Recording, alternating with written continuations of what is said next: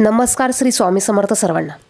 कॅलेंडरनुसार माघ महिन्याच्या शुक्ल पक्षाची एकादशी 19 फेब्रुवारी 2024 रोजी सकाळी 8:49 सुरू होईल आणि ती दुसऱ्या दिवशी 20 फेब्रुवारी 2024 रोजी सकाळी 9:55 संपेल। उदय तिथीनुसार मंगळवारी 20 फेब्रुवारी जया एकादशीचे व्रत ठेवले जाईल। आजच्या या व्हिडिओमध्ये आपण जया एकादशीच्या दिवशी आपल्याला चुकूनही कोणते पदार्थ खाऊ नये किंवा खायचे नाही याविषयीची माहिती आपण बघणार आहोत। त्याचप्रमाणे आपल्याला या दिवशी कोणत्या चुका करायच्या नाही आणि आपल्याला या दिवशी काय करायचं आहे याविषयीची संपूर्ण माहिती आपण या व्हिडिओमध्ये बघणार आहोत। व्हिडिओ कुठेही स्किप न करता संपूर्ण बघा। तुम्ही जर का या चॅनलवर नवीन असाल तर असेच माहितीचे व्हिडिओ बघण्यासाठी चॅनलला देखील सबस्क्राइब करा। एकादशीच्या दिवशी उपवास केल्याने भगवान विष्णूंची कृपा होते। व्रत करणाऱ्यांच्या सर्व मनोकामना पूर्ण होतात, त्यांची पापांपासून मुक्ती होते। एकादशीला व्रत ठेवणे अत्यंत शुभ आहे। मात्र एकादशीचा उपवास करताना विशेष काळजी घेत काही गोष्टी आपल्याला टाळल्या पाहिजे, अन्यथा भगवान विष्णूंची अवकृपा होते आणि व्यक्तीच्या जीवनात ह्या अडचणी निर्माण होतात। यासाठी या एकादशीच्या दिवशी आपल्याला व्रत करत असाल किंवा नसाल तरी देखील या चुका आपल्याला ह्या टाळायच्या आहेत। आपल्या हिंदू धर्मात एकादशी तिथीला विशेष महत्त्व आहे। एकादशी भगवान विष्णूंना समर्पित आहे। या दिवशी व्रत करत भगवान विष्णूंचे पूजन केले जाते। पंचांगानुसार प्रत्येक महिन्यात 2 एकादशी असतात। एकादशीच्या दिवशी सर्वात महत्त्वाची चूक म्हणजे या दिवशी आपल्याला चुकूनही तुळशीची पानं तोडायची नाहीये। पूजेत तुळशी पत्राचा वापर केला जातो, मात्र एकादशीच्या दिवशी तुळशीला स्पर्श करू नये असे शास्त्रात म्हटले जाते। एकादशीच्या दिवशी तुळशीची पानं तोडणे अशुभ मानले जाते, कारण या दिवशी तुळशीचे व्रत असते। अशा स्थितीत तुळशीची पानं तोडणे अशुभ ठरते। तुम्हाला पूजेत तुळशीची पाने वापरायची असल्यास एकादशीच्या 1 दिवस आधी तुळशीची पानं तुम्ही तोडून ठेवू शकता। परंतु एकादशीच्या दिवशी चुकूनही आपल्याला माहिती असताना आपण तुळशीची पानं ही तोडू नये। यामुळे माता लक्ष्मी आपल्यावर अप्रसन्न होते आणि त्याचबरोबर भगवान विष्णू देखील आपल्यावर क्रोधित होऊ शकतात आणि आपण केलेल्या एकादशी व्रताचं पुण्य फळ हे आपल्याला मिळत नाही। त्यामुळे या दिवशी चुकूनही आपण तुळशीला पाणी अर्पण करायचं नाही, त्याचप्रमाणे तुळशीची पानं ही तोडायची नसतात।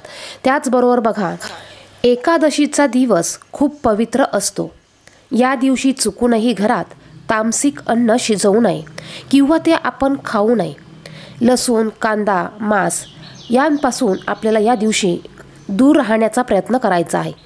आहारात आपल्याला या पदार्थांचा समावेश करायचा नाही। आहारात फक्त सात्विक अन्नाचा समावेश करायचा आहे। बघा, कांदा, लसूण हे तामसिक पदार्थ आहेत आणि तामसिक पदार्थ का खाऊ नये तर बघा, हे पदार्थ आपण जर का सेवन केले तर यामुळे आपली चिडचिड, आपला क्रोध, राग आपला हा वाढू शकतो आणि आपण केलेल्या व्रताचं फळ हे आपल्याला मिळत नाही। त्याचप्रमाणे या दिवशी चुकूनही नॉनव्हेज, मांसाहार करू नये। दारूचं सेवन या दिवशी करू नये, म्हणजे अशा तामसिक व्यसनांचं किंवा गोष्टींचं सेवन या दिवशी आपल्याला चुकूनही करायचं नाहीये। यामुळे भगवान विष्णूंचे आशीर्वाद आपल्याला प्राप्त होत नाही आणि या चुकांचं प्रायश्चित्त हे आपल्याला आवर्जून म्हणजे नक्कीच करावं लागतं। याचबरोबर बघा, अनेक जण एकादशीचे व्रत करतात, मात्र ते भगवान विष्णूंचे नामस्मरण करण्यास विसरतात। ही एक चूक त्यांच्याकडनं होते, तर असे करणे आपल्याला टाळायचं आहे। एकादशीला भगवान विष्णूंच्या व्रतासोबत नामस्मरणही करावे। जप किंवा ध्यान न करता व्रत केल्याने फायदा होत नाही, असे व्रत अपूर्ण मानले जाते। पुण्याऐवजी पापाचा भाग आपण होऊ शकतो। त्यामुळे या दिवशी जर का आपल्याला कामामुळे, जॉबमुळे किंवा इतर गोष्टींमुळे आपल्याला बसून भगवान विष्णूंची सेवा, आराधना, उपासना करणं शक्य नसेल तर आपण किमान या दिवशी 108 वेळा भगवान विष्णूंचा ओम नमो भगवते वासुदेवाय नमः या मंत्राचा जप करू शकतो। आपण काम करता करता नामस्मरण करू शकतो। तर या दिवशी या गोष्टी आपल्याला आवर्जून करायच्या आहेत।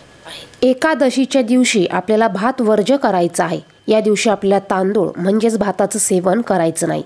या दिवशी व्रत करून भगवान विष्णूंची पूजा करावी। पोहे, पुलाव इत्यादी भातापासून बनवलेल्या इतर गोष्टी खाणे ह्या टाळायच्या आहे। एकादशीच्या दिवशी भात खाण्यास सक्त मनाई केली आहे। एकादशीच्या दिवशी जर का आपण भाताचं सेवन केलं तर असं म्हणतात पुढचा जन्म हा आपल्याला सरपटणाऱ्या प्राण्यांमध्ये होतो। त्यामुळे या दिवशी चुकूनही भाताचं सेवन करायचं नाही। तुम्ही या व्रताचं पारण करताना किंवा उपवास सोडताना भाताचं सेवन हे दुसऱ्या दिवशी करू शकतात। त्याचप्रमाणे या दिवशी आपल्याला काळे वस्त्र परिधान करायचे नाहीये, म्हणजेच काळे कपडे आपण या दिवशी घालायचे नाहीये, कारण एकादशीला काळे वस्त्र परिधान करणे अशुभ मानले जाते। एकादशीच्या दिवशी स्नान केल्यानंतर पिवळ्या रंगाचे वस्त्र घालून उपासना करावी। पिवळा रंग हा भगवान विष्णूंचा आवडता रंग आहे। या दिवशी तुम्ही पिवळ्या रंगाचे वस्त्र घालू शकतात। त्याचप्रमाणे या दिवशी आपल्याला काय करायचं आहे बघा, तुम्ही जर का एकादशीचं व्रत करत असाल किंवा नसाल, या दिवशी आपल्याला भगवान विष्णूंची विधिवत पद्धतीने पूजा करायची आहे। तुमच्याकडे जर का भगवान विष्णूंची मूर्ती असेल तर त्यांना तुम्ही पाण्याने अभिषेक घालू शकतात। भगवान विष्णूंची मूर्ती नसेल तर आपल्या देवघरामध्ये असलेल्या बाळकृष्णाच्या मूर्तीला तुम्ही पाण्याने, पंचामृताने आणि पुन्हा स्वच्छ पाण्याने अभिषेक घालू शकतात। त्यांना अष्टगंध तुम्हाला लावायचा आहे। पिवळ्या कलरचे फूल तुम्हाला अर्पण करायचे आहे। तुम्ही जर का त्यांची पूजा वेगळ्या पाटावर मांडत असाल तर तुम्हाला पिवळ्या कलरचं वस्त्र पाटावर अंथरायचं आहे। त्याचप्रमाणे त्यांना नैवेद्यामध्ये पिवळ्या कलरचं फळ तुम्ही अर्पण करू शकतात। एकादशीच्या दिवशी उपवास असल्यामुळे तुम्ही या दिवशी पिवळ्या कलरच्या मिठाईचा, पेढ्यांचा किंवा फळाचा नैवेद्य तुम्ही दाखवू शकतात। याचबरोबर तुम्हाला शक्य झाल्यास तुम्ही विष्णू सहस्रनामाचं एक वेळा या दिवशी पठण करायचं आहे।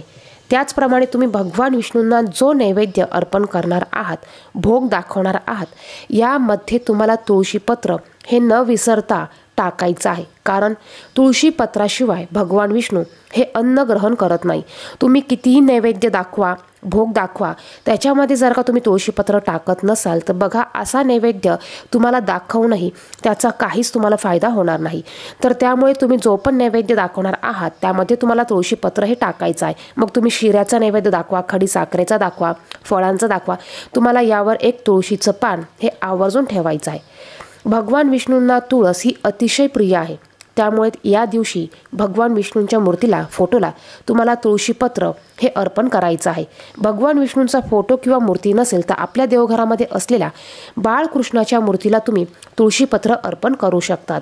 त्याचप्रमाणे तुमच्या जर का कुठल्या कठीणातील कठीण इच्छा असेल, काही तुमच्या अडचणी असेल आणि त्या सुटत नसेल तर या गोष्टीसाठी किंवा या गोष्टींच्या इच्छापूर्तीसाठी तुम्ही 1000 तुळशीपत्र, 1000 भगवान विष्णूंचे नावं घेऊन हे तुम्ही भगवान विष्णूंच्या मूर्तीला किंवा बाळकृष्णाच्या मूर्तीला अर्पण करू शकतात।